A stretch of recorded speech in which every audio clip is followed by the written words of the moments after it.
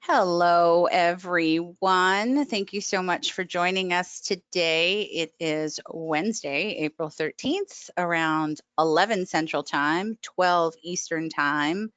That would be 9 Pacific Time. I've always got to think about all the different time zones that we're dealing with here. I hope everyone's doing well and healthy and happy these days. Thank you for joining us again. I'm just going to give it a couple of minutes to let some of the extra attendees roll in for today's session, and we'll get the show on the road. In the meantime, for those of you who are here, could I ask you to please raise your hand if you can see my screen? You should see just the opening slide deck. Thank you, Susan. Thank you, Stacy. Thank you, Patrick. And of course, that means you can all hear me as well. So I'll go ahead and put your hands down. Okay, so that took up all of half a minute. So I think we'll just go ahead and get the show on the road. We've got most of our attendees here, and we'll be able to thank you, Matt, looking good on this end. I appreciate that. Thank you. So yeah, we'll get the show on the road. My name is Katie Griffin. I'm the Director of Business Development here at Spire, and it's my pleasure to bring you the fourth edition in our Knowledge Base series with our guest speaker today, Michael Craig, who's the Operations Consultant at Gemini Logic. Hi, Michael. How are you? Good, thanks. How are you? Good, good, good.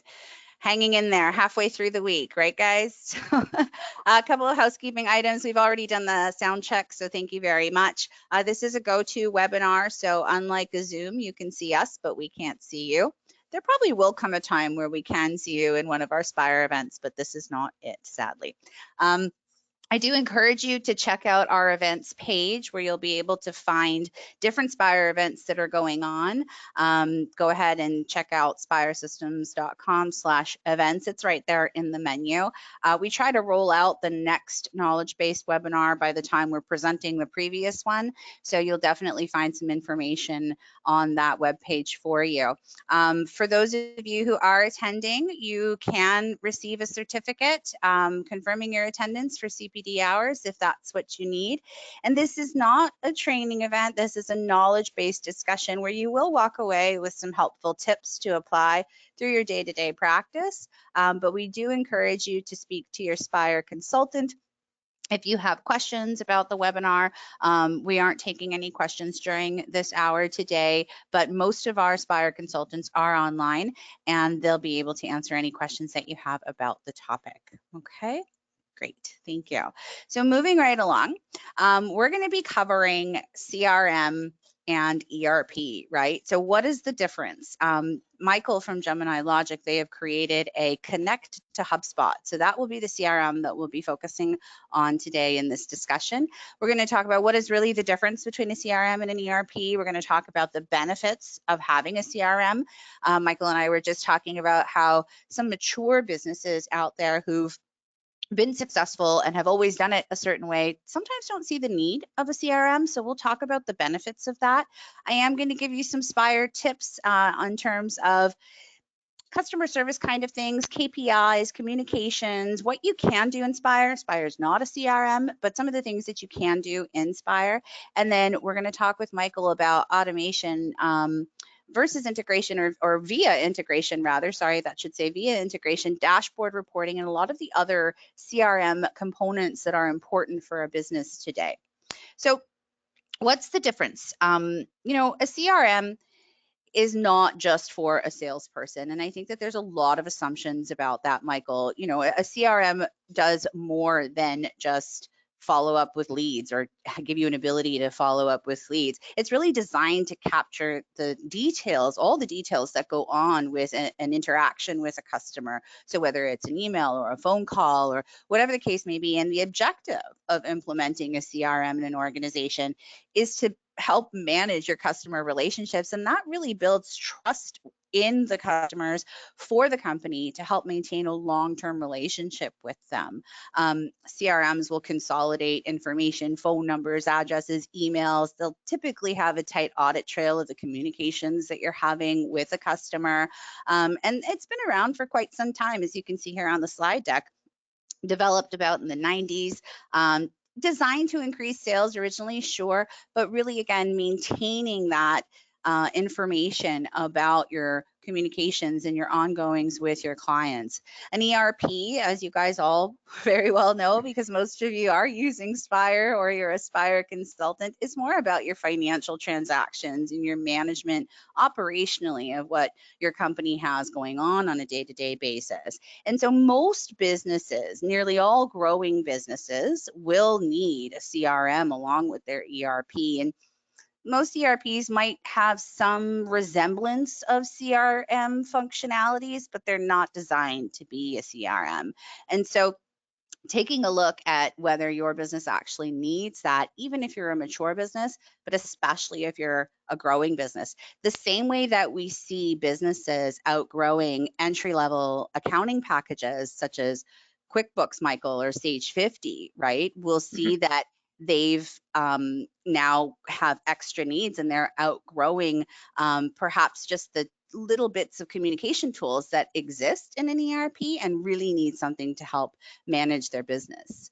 I'm going to go ahead and just launch a poll for everyone in the audience. I'd like to know, Michael and I would like to know, if you are currently using a CRM. So you should see that on your screen right now. The answers available to you are yes, no, or we will be soon. And based on what we've just shared with you, the differences between the two programs, that should help you identify whether you are truly using a CRM or not. I'm going to give that just a couple more seconds. Most of you have already voted. It's fantastic. Oh, Michael, these numbers are interesting. I don't think you can see that on your end yet here. So I'm going to go ahead and close the poll and I'm going to share those results, and everybody should be able to see that a large portion, a majority of our audience is not using a CRM today, Michael. Um, Wow. yeah, pretty interesting. Good. Well, thanks for sharing that, everybody. I'm going to move on to the next slide here. Uh, Sorry, I've got some little animations going on. So some of the benefits of a CRM, one of them is collaboration. Okay, and I can speak from experience in having a sales role most of my career. Collaboration is very important, not just for the sales people or manager, customer service and accounting. So collaborating on a customer account and needing to have several team members either working on a particular aspect of the customer account or being able to share information about that. Automation is another benefit, a huge benefit, absolutely. So the elimination of duplicate work, human errors, this is big in any business. We talk about this a lot in Spire, but it's absolutely true in the CRM world as well. When we talk about CRM, more like consistent branding, consistent communications are important as well, right? Ultimately, working on improving the customer's experience. We all want to do that. I don't care what you sell in your business or what kind of business you have. We are all constantly striving to improve our customer experience. And so CRMs are really good at helping you with that. And not just acquisition of clients, but retention of clients is equally as important as getting the new ones, right? And so building those long lasting relationships with your clients. And ultimately, all of this goes towards increasing revenue. We all want to increase our revenue. I mean, that's a big part. We're not in the nonprofit, or rather not profitable business, right? And so let's work on increasing our revenue. And CRMs can actually really help you with that. Michael, you've been working with CRMs for a long time, and what are some of the Mhm. benefits that you could speak to? Yeah, so on the sales side of the benefits of a CRM is just, I mean, start off first is going to be maintaining that central database. And that central database allows everybody to basically have the same information, whether that's the customer service team, the sales team, all the way up to the marketing team. So they're able to see what's working, what's not working. If somebody has a question, they can forward that on to somebody that can answer it internally. And then the next one is going to be the benefits of automating just not only data entry, but other aspects of the sale process. So if you are enrolling a list of maybe 100 to 200 people in a sales sequence, you can automate a lot of those follow-up emails to reminders to make that phone call, making sure nobody really gets dropped off of a prospect list. The next is going to be kind of your deal tracking as well, where you can follow someone's life cycle, a prospect's life cycle, all the way through to when they convert into a client. So you're able to see how long does it take from to convert from a lead to a marketing qualified, to sales qualified, to an opportunity, and then to a closed customer. Where are the bottlenecks, and then where are areas that need improvement? What is being pushed, what's being pulled, so you can have your push-pull information in there as well. Then a really important one for everybody involved in the company is going to be just sales forecasting. This will help you determine manufacturing, how many resources you need to apply down the road. If you have a 6-month sales cycle, for example, and you brought on a big deal, you have an idea of, okay, I need to ramp up manufacturing for this deal to close in 6 months. So it gives you a little bit of a forward-looking view as well. And then you have that, all of that kind of conversational information in there.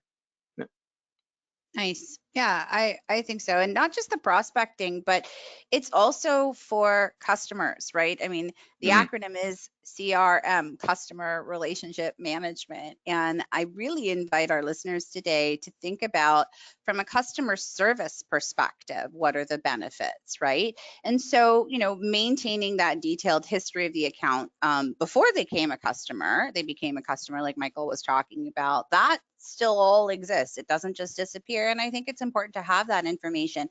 As I mentioned earlier, an audit trail of all communications, right? Where was that document? Where did you send that email? Where, when was that phone call made? Who in the organization had these communications with you? Very important. And then better internal communications. Absolutely. I've experienced where I've been able to, through a CRM, hand something over to a colleague and say, hey, could you check on this for me?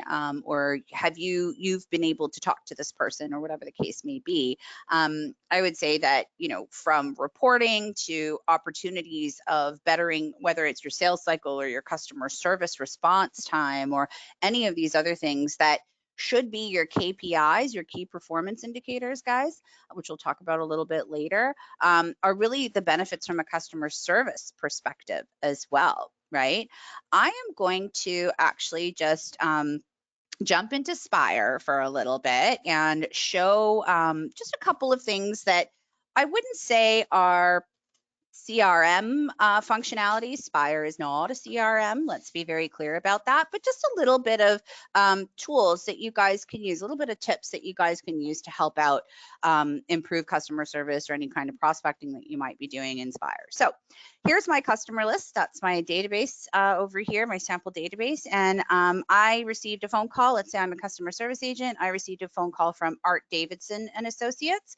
So as opposed to going into receivables or orders, I don't know why he's calling yet. He just called and said, this is John from Art Davidson. I've got something to say. He's not very happy. Okay, so I'm going to go in, and he says that he received an invoice for a kettlebell that he had, and the kettlebell is broken, and he's obviously very upset about that. I don't know. I made this up. I don't know how one breaks a kettlebell. They're very heavy and solid, but let's just say the kettlebell is broken, okay? Now, he talked about having an invoice with the kettlebell on it, and he gives me the invoice number 60024, and I can see that straight through his customer accounts. I'm going to go ahead and open that up, and he's talking about Inspire kettlebell 35, right? And he's telling me how upset he is with it, and he shouldn't have to pay for it, and all of these good things that customers sometimes are upset about, right? And so I'm going to go ahead and in his sales history here for that particular order under the communications tab, keep in mind it's important how to keep things organized here, guys, right? So it's pertaining to that particular order, and that's why I'm putting this note in here. And I'm going to put that, I'm going to call it unhappy RMA needed broken item. And maybe I'm just going to put Art Davidson right away. So it's in the subject line, I can see it. And I'm going to put my notes that I spoke with John.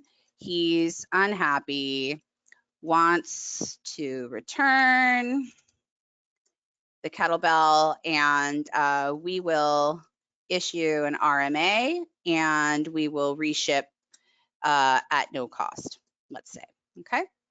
And I actually need to assign this to Tom Sawyer, who is the sales rep, let's say, that handled this to begin with, or perhaps he's someone that manages RMAs. So he's in my user list. I'm going to assign it to Tom Sawyer, and I'm going to put it for tomorrow because Tom is not in the office today. And I've let John know that we will take care of that and that will be all fine and dandy. I'm going to put the alert so that it shows up. So now that information is within the order, I'm just going to go ahead and back out of there. Now, typically, your process would be to issue the RMA and then reissue the sales order. But what I'd like to show you in terms of communications in Spire, and this will come back around full circle in just a second, is if I'm looking for anyone who's unhappy, there we go. That pops up, right? I talked a little bit about KPIs before, and there's different types of KPIs, right? There's customer service KPIs, there's sales KPIs. I mean, they're really defined by what you want to measure the performance of a particular department or aspect of your company. And so for customer service or customer satisfaction KPI, we may want to know how many of our customers are unhappy. This is a manual way of doing something like this, right? So let's say the next thing that we talk about is, keeping communications transparent as much as possible with the organization, with your own organization, and within your clients as well. So let's say I'm Tom Sawyer, and now I need to go ahead and issue a RMA, right? So I'm going to go into sales. I want to place an order, right? So I'm going to pull up Art. Sorry, I want to create a new one. My apologies. I'm going to go ahead and do that. And the customer is Art. And I'm going to go ahead and do my RMA. Now, you should know how to do this. I'm not going to do it all for you, but you guys can definitely see that an RMA would be issued. You can email that out. There are templates that you can use. And when we talk about setting up templates and communications, I think a lot of Spire clients rather are used to using that for sending out statements or invoices or whatever other kind of transactional documents you're doing. But I encourage you to use it for other communications as well, right? So here's the email template that I created for any kind of like broken item that might happen, right? And it's just creating that template. We sincerely apologize. You pop in the fields that you need. I love that Spire has, fields for the salesperson's name, email, phone number, and all of that can be auto-populated for you. When you attach this template to emailing out the new order or the RMA to the customer, in this case, Art Davidson. Okay. One of the things that I think is really cool is those email templates, like I said, but also sales performance KPIs, right? And one of the nice features about Spire is it always this filtering option that we have. And one KPI might be, I want to see how many sales we made last year that were over $25,000. This isn't a financial report for revenue or profit. I just want to know who my customers were that spent over 25 grand with us last year. And I want to send them an email, right? So I have created this filter in advance, and I want to do a mail merge of all of them. And I've already created the document, but just to give you an idea, right within Spire, you can go ahead and you can edit or create a templated mail merge, again, populating the fields that you want and, offering a discount, right? You spent over 25,000 with us. Maybe I want to give you a discount. So again, these are not CRM features or functionalities, but they have some elements of that. And depending on how you're running your business, that may or may not be applicable for you. So I have one more poll actually for you guys, and I'm wondering for those of you how you are managing your CRM functionalities, right? Any kind of thing like that. So how does your business handle customer management, right? Is it Inspire? Is it in a dedicated CRM? Most of you aren't using one, so okay. Are you doing it in Excel? Excel is the most popular accounting software in the world, even though it's not an accounting software, but it's used for all kinds of tracking data type of information. Or are you not tracking customer service types of things at all, management of your customer relationships at all? So about only half of you have voted. I'll give you another little minute to do that. And I will let you guys know that we are not taking questions right now. So please just remember that and save your questions for your partner. So I'm going to go ahead and close that poll, and I'm going to share the results. And most of you, Michael, can you see that? Most of them are managing their customer relationship management in Spire, right? Now that's great. Thank you very much for sharing, but you will have some limitations there. Okay. I'm going to talk about now a little bit more automation via integration and what some of these challenges are that we have seen. Michael and I have spent some time talking about this, and both having a bit of a sales background, we do understand some of these common challenges. And Michael, oops, pardon me, I apologize. The first one is the customer data frenzy, right? Like that whole where is the data? Where is the information being kept? The customer service team is a completely different data set. The accounting department has a completely different data set. The sales department is they're all siloed, right? And sales, customer service, and accounting, these are three really strong pillars of a business. And spreadsheets all over the place. It just makes it difficult to have a focused trajectory for how you manage your customers and your sales prospects.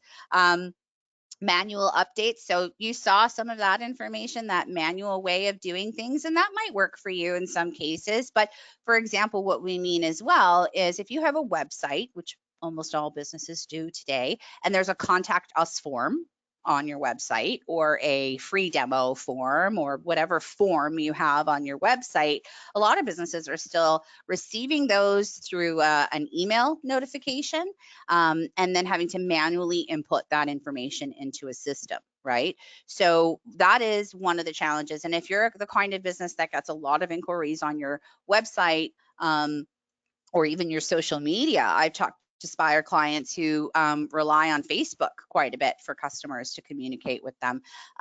It can be daunting to just manually do all of that, right?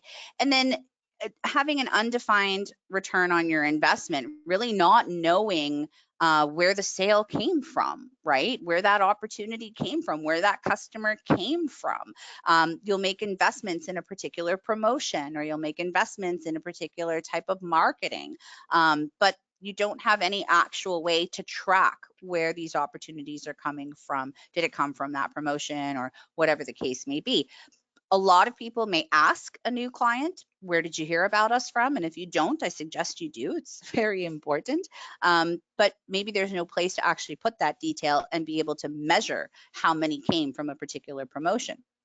Wasted resources are another challenge. So time spent on retrieving data from multiple resources, right? So like you've got ERP that has data in there that's important to look at for an overall key performance indicator. You've got perhaps another CRM that isn't connected to your ERP, or you're trying to monitor your Google Analytics to see how well your website is performing, or perhaps you're using an email marketing tool like MailChimp or Constant Contact, and you want to know how many people are actually opening and clicking the messages and the promotions that are going out. But these exist in 4 or 5 different applications. And so collaborating and getting that information to produce a report for the people who need it can be time just spent on wasted time, really. And then client retention, your customer service. And I can't say this enough. I've always said it really throughout my career that, client retention is just as important as client acquisition, and how quickly you respond to your existing clients, how you treat them, how you deal with any of the concerns, like a broken kettlebell, let's say, means that your customer appreciates the attention that you're giving them. And being able to do that in an efficient way doesn't just mean you pick up the phone every single time. There are some automation things that exist that can really address all of these common challenges, Michael. You want to talk to us a bit about what some of these solutions are? Yeah, happy to. Yeah, so customer data frenzy. So by with the integration between Spire and a CRM, or in this case HubSpot, um, we're bringing in all of that transactional information into one platform that allows you to make decisions, and then it also allows you to combine your marketing information, your sales information, and then it empowers those salespeople to make decisions on whether or not they need to follow up with somebody, whether or not someone's at risk of losing, a deal, etc. You can see it all in one place, um, and you use that accordingly. Manual updates. So I mean, you can take, and I have a great example of this. So for example, if you were to download the analytics for Spire demo off of our website on Gemini, you'll automatically get an email response from us that'll say, thanks for downloading analytics for Spire. And then a day later, it's going to assign me a task to follow up with a phone call, make sure that you got it installed correctly, make sure there was no issues. 15 days after that, you'll get another email, and it's an automatic email. It's personalized. It'll have your name. It'll have all of your business name, who your partner is, everything like that already in there. But it's automatic. I don't actually have to send it out myself. It'll go out to you. And then I have another task to follow up with a phone call to make sure that there's no issues. It's 15 days after, and then finally, when you're going through the whole process, you get reminders to say your trial is going to expire soon. ROI. And where this comes into play is when you're doing sales campaigns or marketing campaigns, you're able to kind of put the revenue and associate that revenue with those expenses. So you can see the return on those campaigns, especially now that we're bringing in all of that transactional information. You know how you acquired that client the first time, and you can associate the revenue from that client back to a digital campaign or a marketing campaign or a print ad or a coupon, et cetera. So you can see how that type of a campaign really benefited you and whether or not you want to repeat it or if you need to update it and make changes there and improvements. Right? And then as well, wasted resources. So wasted resources is just having all of that information in one place. It eliminates the need for you to now share information with your sales teams. They're self-service now. They can go get it themselves and manipulate that information in a way that is useful to them. It's going to be how the sales team uses this information is going to be different from how the marketing team uses that. It's going to be different from how the sales team uses it. So giving them the power to use it the way they want to is really advantageous. Yeah. Mhm. I think having that autonomy in your role is a value add to how efficient you can be, right? So if Mm-hmm. I'm a salesperson and I know my top client, I want to give them a call. Maybe I put in a task to check in on them every quarter, let's say, right? Yep. But I used to have to say to the accounting department, like, do they have anything outstanding? Like, is there anything I should know about their account before I give them a call to check on Yeah. them? Because the worst thing is, to call one of your best customers or a prospect and not know that they had a whole conversation with the accounting department and maybe some payment terms were arranged, right? Mm-hmm. Mm-hmm. And so having that autonomy and information at your fingertips, I think is hugely valuable, right? Yeah. And that speaks to your last point there too, Michael, I think as well, right? Yeah, exactly. And so just to build on that a little bit is a customer ordered something, but it's on back order and it's still on back order. And if you call somebody up and you don't have an update on that, or you don't have access to that type of information, then I mean, it makes that conversation, it can make that conversation a little bit awkward, right? You're scrambling to, okay, well, where's this information living? Who can I reach out to right now? Do I have to send them an email, right? And so if Yeah. you have that, you can pull up their account on the CRM. You can see what orders they've placed, when they were placed, and what stage those orders are in. Have they been shipped? Have they been, or when were they shipped? Follow up with an email saying your order's been shipped. You should have received your order. Do you have any questions about it? That type of a thing. Hmm. Um, Hmm. And then Mhm. customer service as well. You can see all of the orders that have been placed, where those orders are, and then yeah, again, any outstanding invoices. Um, yeah, and this helps you evaluate whether or not a customer is potentially at risk, right? Right. So you're able to Absolutely. see who your best clients are and who are at risk and need some more attention. Yeah. Mhm. And let's reassure everyone that just because a salesperson or a customer service agent has access to see an account balance does not mean that they can touch the account or credit a balance or give away anything, right? It's a view Exactly. only kind of thing. So you're really not needing to worry about anyone messing up any kind of information or data that's important in the system. Hmm. And not only does not having that information make for an awkward conversation, right? Like the customer's been waiting for an order that's on back order forever, and I'm calling just to say, "Hey, how you doing? Are you happy?" Well, no, I'm not happy. I haven't gotten my order yet. Yeah. Not only is it awkward, but it's so bad for the company. It makes the company look disorganized. It makes the company look like they don't know what's going on in their own company, really, and Hmm. it's a waste of time for the customer, right? So a lot of added value, and a lot of solutions to these common challenges that we see. So one big thing that we are going to get into, is KPIs, and it's a very trendy term. Key performance indicators. What are your KPIs? You walk into a business meeting, everyone wants to know what are your KPIs. But in order to get that, there's a lot that goes into understanding what happens to, a customer or a prospect in order for these key performance indicator results that you're getting, right? Hmm. And it's not limited to, again, the CRM, necessarily. I mean, this concept exists in any application, really. But the prospect and the customer really are two different people, if you will, two different types of opportunities. And the prospect will typically live in the CRM, um, because you are wanting to turn that into a client, right? And typically, once a transaction has occurred, that is when that client now, the prospect is now a client. Some people do quotes, and that's when the prospect actually starts to live in the ERP system. But monitoring that behavior before they actually become a customer is very important. Gauging their interest level is super important, and then what you do about that instead of being reactive. So for example, we have a prospect, he's filled out a form to download a copy of a software, or for a quote on a new kettlebell, and he's now in the CRM, right? But he's going around and he's clicking on our website, right? He's looking at other gym equipment that's available. He opened the email that I sent them, several times, and he clicked on particular links within that email.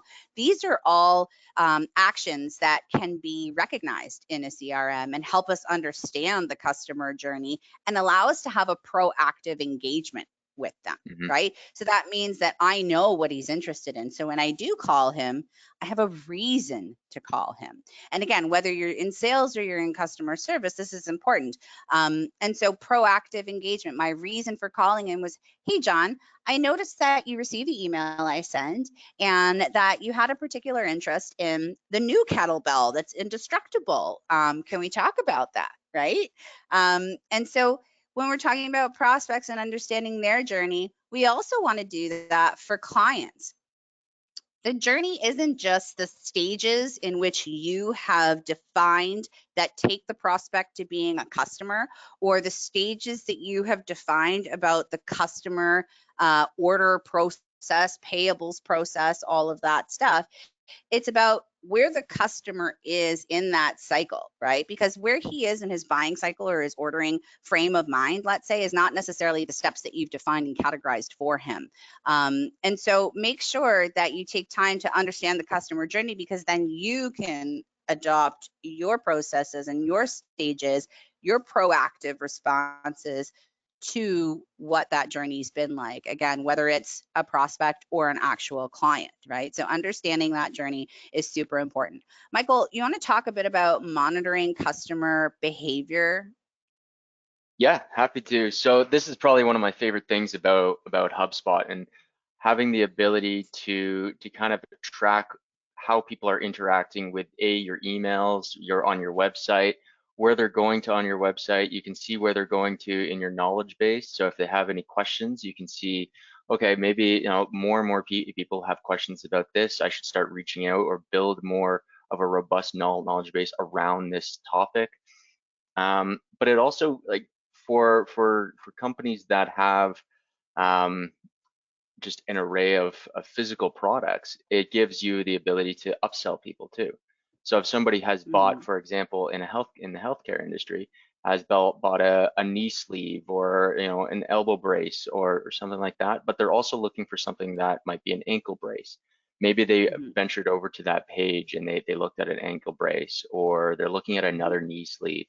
You would be able to mhm, drop those people into a marketing campaign that would say, here's a little bit of information about the benefits of our ankle braces, or mhm, the other products that we manufacture. Um, mhm, mhm, it also gives you and then back to emails. When you're when you're sending out bulk emails like what Katie has here to 112 people, you're able to see an open rate of 60%, and that's a pretty good open rate. But it's really the click rate, and where you have mhm, 22% of them are clicking through, or 25 unique clicks overall. mhm, And if you dive down deeper into that, you'd be able to see who has clicked multiple times, because you have a total click of 29. There's a good chance there's a couple people that have clicked multiple times. They're mhm. your prospective people that you want to reach out to, because they're really interested in what your email was speaking about. Right? Mhm. I think one of the advantages too is that it serves as a bit of a cleanup, right? So, I mean, you're Mm-hmm. understanding the customer behavior and the customer journey through these kinds of analytics, but it also actually will tell you how many were bounces, how many emails either the person's no longer there, or it just bounced back for whatever reason. Mm-hmm. And CRMs that have built-in email marketing in them, if you will, are also designed to keep you castle compliant, right? To make sure that Mm-hmm. you're not spamming, you're not overdoing it, and keeping you really up to par on all of these things. I think that what's also interesting is it gives you detailed reports on not just who clicked where, but who actually took the time to read the messages. I can't tell you enough how many times in marketing we send out a campaign and you realize, like, okay, nobody's really read it, right? So um, CRM tools that are robust can actually tell you and measure that, a portion of your audience actually read the message and some of them just kind of skimmed over it too, right? Mm-hmm. And further, if it's of interest to you, how are they viewing your communications? Is it through, again, look, Microsoft Office, Gmail? Is it on their iPhone? If you are in any kind of service-based technology business, you see that some people are opening emails on very old software, Outlook 2013. That could be an indication that you could call them and say, hey, time to upgrade your Microsoft, right? So there's a lot of detail in there, and what you do with that is important. Michael, talk to us a little bit more about how your integration connection with HubSpot and Spire would benefit the people that are here with us today.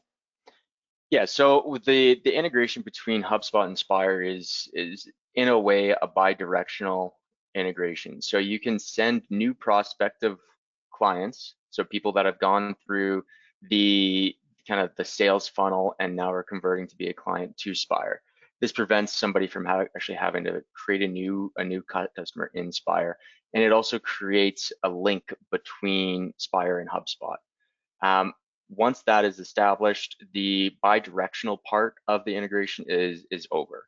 So now any changes made in HubSpot are no longer pushed into Spire. It's only Spire to HubSpot. Spire stays as your single source of truth, which is important to have in there. You should always kind of determine what is your single source of truth.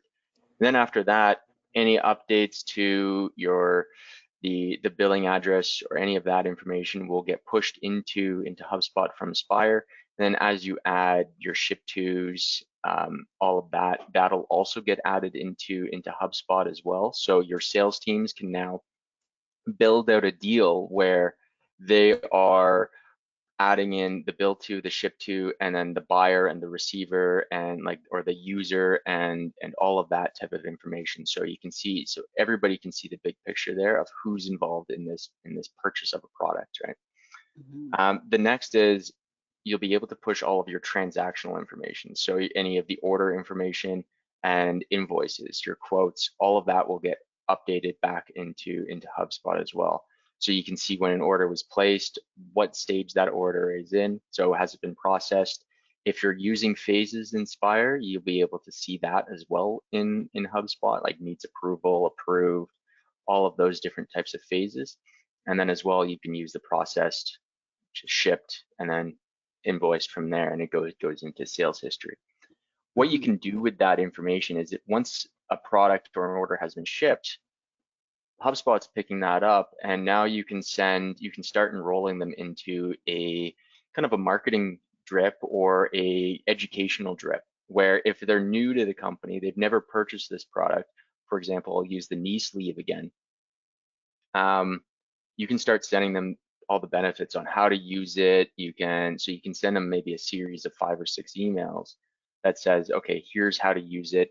Here's things to look for, all of those kind of educational help to things.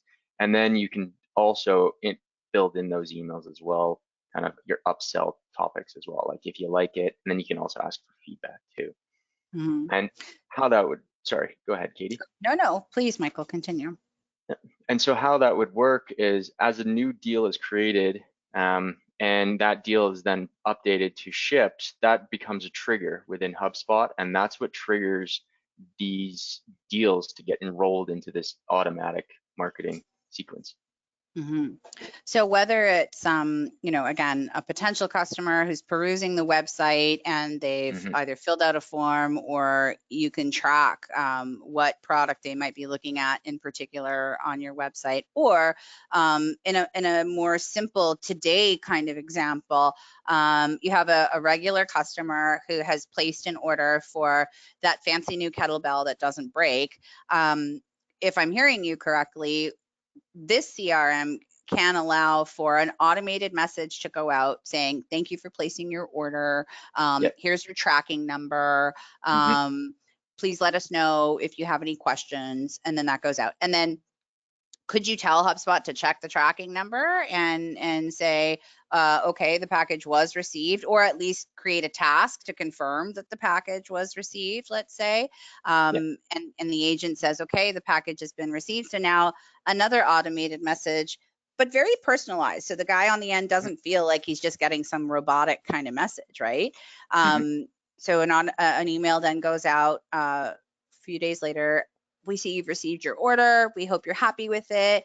Here are 5 tips on how to use the brand new kettlebell, right? Hmm. And that's that educational kind of thing. And I think buyers want that. They want to be fed little bits of information that is digestible, that they can apply to their knowledge, right? So if I'm buying a kettlebell, maybe I own a gym, and maybe those 5 ways to use this brand new kettlebell are actually things that I can start sharing with my clients, right? So offering information that way.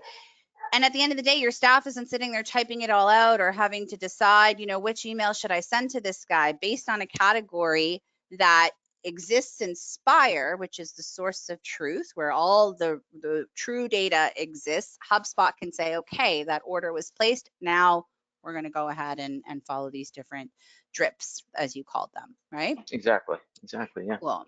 Cool. So what are we looking at here, Michael? Yeah, so this is an example of a table of where each of your orders are kind of sitting at. So here you can see all of your quotes, your open orders. You can see the total value of all of those open orders, the value of those open quotes as well, orders that have been shipped and the value of those, orders that have been invoiced, and then your sales history. So those that have been invoiced and paid, right? Like an ordered invoice. Mm-hmm. Um, and so you get a just a quick kind of overview, and it's the same data that's already in Spire. It's just now this is easily accessible by the sales team. So they can come in here and they can go, okay, I'm looking for quality in. I see I have an order that's been invoiced. I'm going to click on that. It's for $49. I can see when it was invoiced. I can follow up with it, and I can just make sure that I can check the tracking number. I can do all of these manual things, or I can make sure that that's getting enrolled in that automatic kind of marketing educational drip as well, right? Mhm, Yeah. mhm. Cool.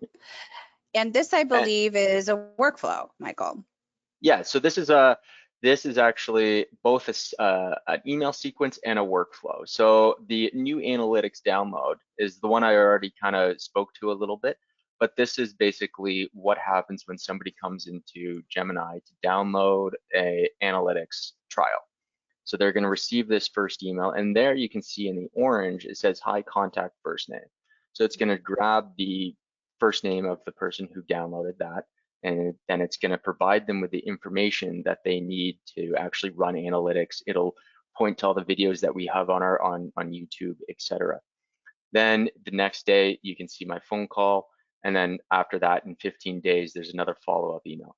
This is all automatic. So I don't need to reach out to them or anything like that. If they respond to any of those emails, it'll kick them out of this so that they don't get another one. But Hmm. then I can interact with them one-on-one from there. But for the most part, it's automatic. Then Hmm. over on the other side here, this is for a deal triggered save to Spire. So when a deal or a sales prospect hits a certain stage in their life cycle, we want to send all of their information into Spire and create a customer, create the contacts, add all of that information into Spire. This will essentially do it automatically. So the Hmm. salesperson doesn't have to remember, oh, I need to make sure I send this information over to Spire so that they can then, you know, log that in, and our accounts people can start building out quotes and orders and everything all within Spire. This will do it automatically, takes it off the salesperson hand, and then it's just done. Hmm. Yeah, very cool. So it does take some time to set these things up and some thoughtfulness, really, right? When we talk about what kind of automated communications are going to go out and what are the Mm-hmm, steps that you're going to be designing for those automation communications or tasks or mm-hmm, change of detail. And so exactly. designing that, right?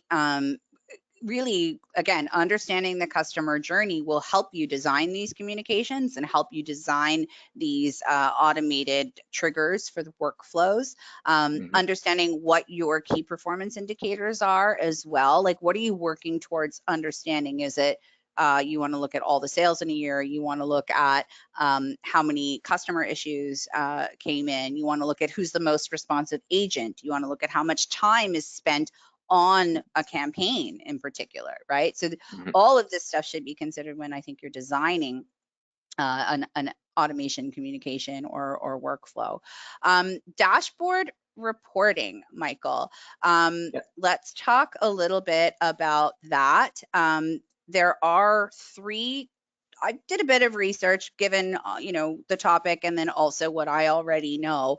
Yep. And there are some different types of dashboards really. And in my experience, when someone is looking for dashboard reporting, that could mean a lot of things, Mm-hmm. right? So Yes. depending on what it means to the client, right, or to the person who wants dashboard reporting, is it an overview of sales? Is it an overview of how your warehouse is performing? Is it I mean, what's common, I think, Michael, is a dashboard is everything that you want to know in one place, right? Mm-hmm. But the elements of that can change depending on the type of dashboard that you're looking for, right? Exactly. So Exactly. tell me a bit about what we've got here on the slide, right? So three types of dashboard. You and I were kind of talking about that, and we'll show some examples. I'm going to Mm-hmm. share the screen with you or hand you the comm in just a few minutes. But let's talk Yep. about like operational dashboard, right? So tell me a bit about that. So your operational dashboard, these would be geared towards kind of your operations end of things. So it's going to be your sales teams, it's going to be your marketing teams, and it'll give you an overview of the operation that they're like the activities that they're going through, right?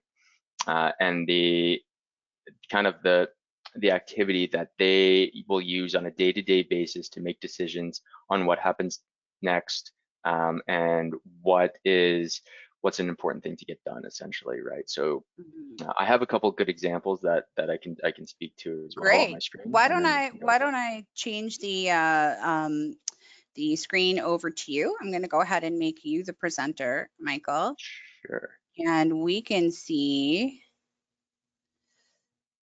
what you want to show us here. Okay. So You should have the ability to do that now. yeah.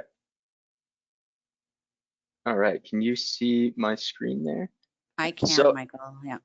this is the Spire dashboard, and this is all information that everybody here is likely fairly familiar with, because this is information that's from Inspire Health.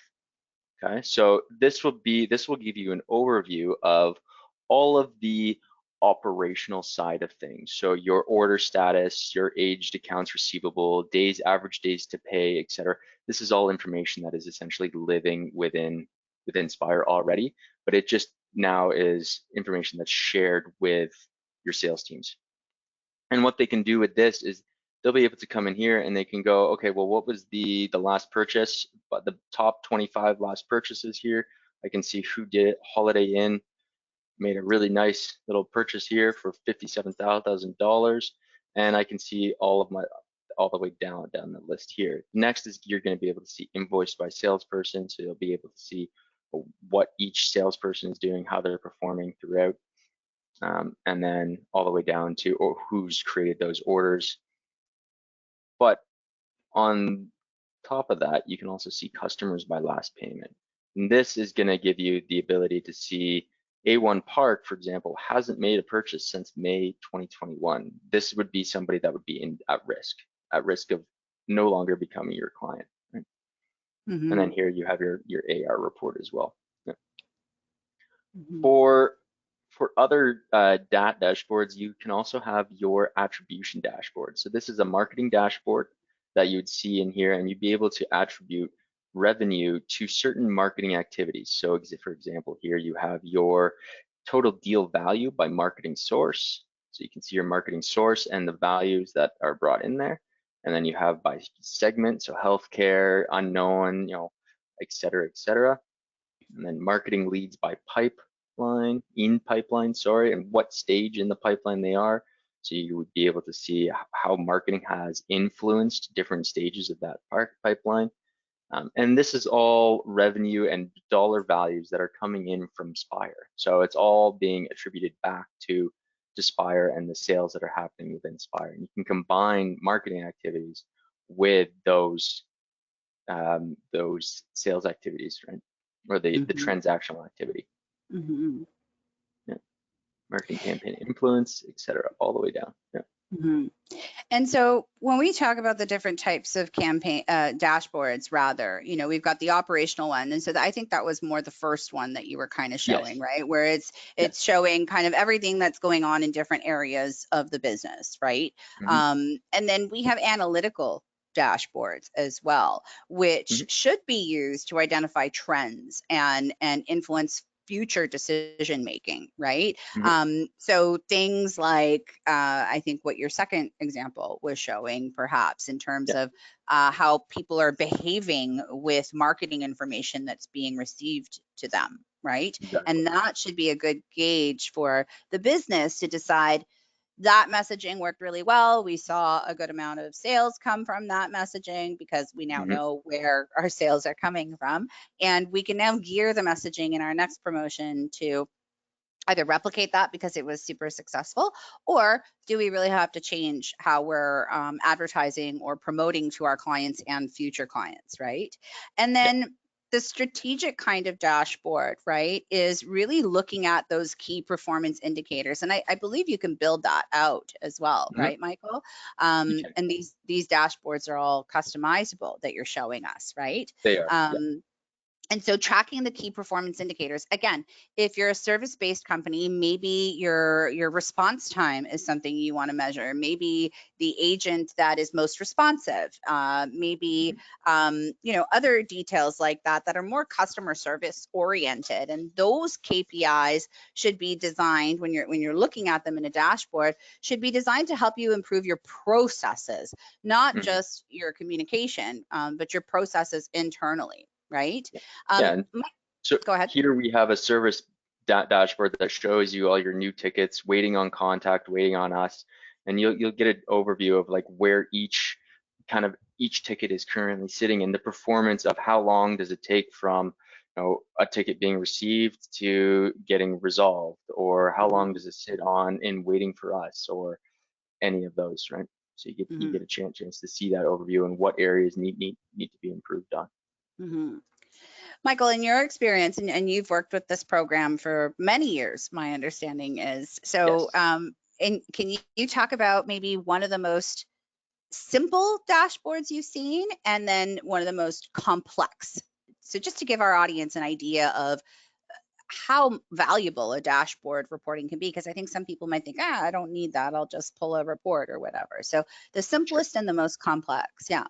Yeah, so let's start off with actually complex. And a complex one would be probably your sales forecasting. And then I'll jump into a very simple dashboard after that. And your sales forecasting is it's gonna take into account weighted forecasts. It's gonna say like only, okay, 40% of these deals are actually gonna close on time, and it's gonna give you the value of those 40%. So here, for example, you have two deal pipelines here, and essentially you have best case, you have commit, and then you have closed ones, and you're able to see the percentage of that versus the actual total value of those deals right there, right? So you can see in the same timeline for 2022, best weight or for the weighted category is only 461,000 versus $4 million. So you can take into account like, okay, well, we're going to put in $4 million in potential sales, but really out of it, we can only really expect $460,000. Right? That's And very valuable information. exactly, and you can take that all the way through to manufacturing, especially if you're a manufacturing company and you're developing widgets or knee sleeves or anything like that, and you can go, okay, we need to manufacture this, right?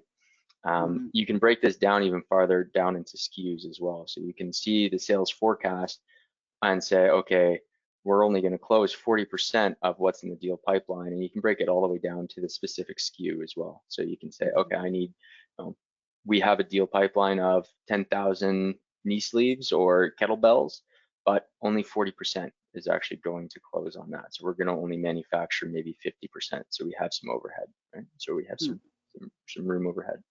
mhm, And again, you have your weighted pipeline forecast, and so pipeline forecast unweighted there that you can see. Very similar type reports, just kind of broken down more into by the month. So you can see it broken down a little bit further. Your deal change history. So this is going to be volume, like the deal value changing as well. So increase, decrease, that type of thing. And then you have your push rates as well. So you're able to see how many deals are getting pushed, and then your average velocity too that you can see. So what is your sales cycle? Is it 419 days or is it 87, right? mhm. What is this salesperson doing differently than this salesperson? Why does it take 468 days for this salesperson to close their deals where this one can get it done in 87, Because right? one's selling not very good kettlebells and the other one's selling better kettlebells. I'm kidding.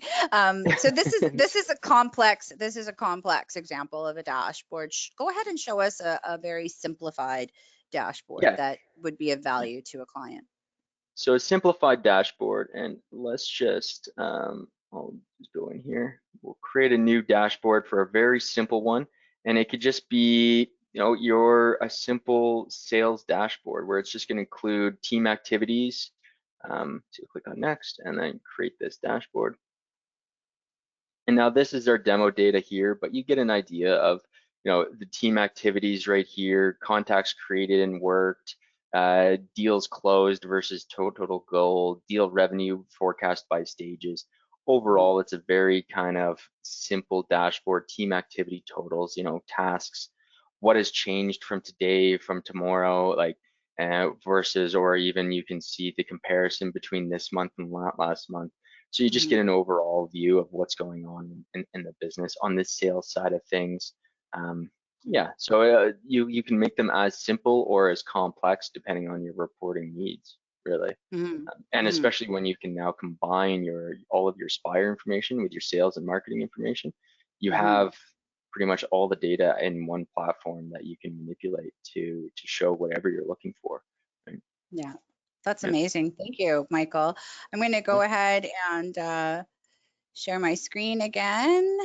And we're at the end of our presentation. I think there's a lot of value in what we were discussing here today. And again, for those businesses that are mature businesses where you've been using the same processes for many, many years and everything is working really well, it might be time to look at how to even better some of those processes to meet the contemporary demands that exist today. Okay. And if you're somebody who's thinking of hiring younger staff, or maybe you're a family owned business that's passing the business on to your kids, or succeeding to somebody else, the younger generation is looking for contemporary features. Spire is a very contemporary program built on modern technology, and to have this connection to what I can see as a very robust CRM, Michael, I think is really just a fantastic opportunity for people.